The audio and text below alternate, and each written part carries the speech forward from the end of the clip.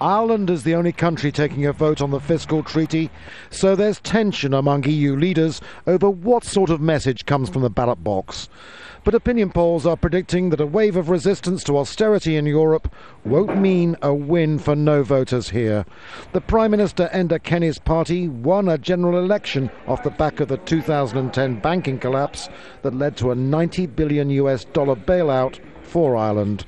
That money runs out next year, and if there's a no vote, political leaders here and in Brussels say there'll be no more money from the EU. Mr. Kenny sounded confident. My aspirations are that this referendum will be passed with a resounding yes, that it will send out a big signal about Ireland, about Ireland's people, about our confidence in ourselves, and about where we know that we are headed. But no campaigners say the threat of stopping bailouts is a bluff, and Ireland has to send a message of defiance to the EU. But a strong no vote, or indeed a victory for the no vote, will set a different direction for this government and will send a very, very clear signal that this state joins with people in France and Germany and Greece and right across the European Union demanding an end to austerity.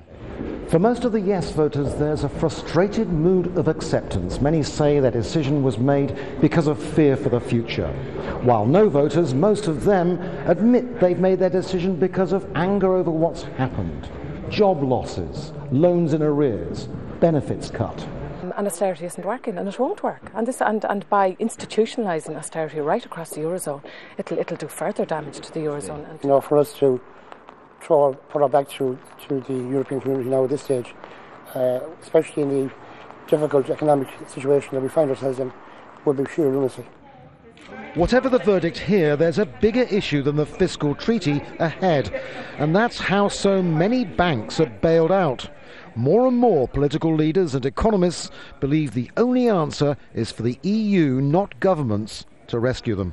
There has to be an agreement at a European level to sort this banking crisis from the centre. If that doesn't happen, I think ultimately the future of the euro will come under serious threat over the next 2 years.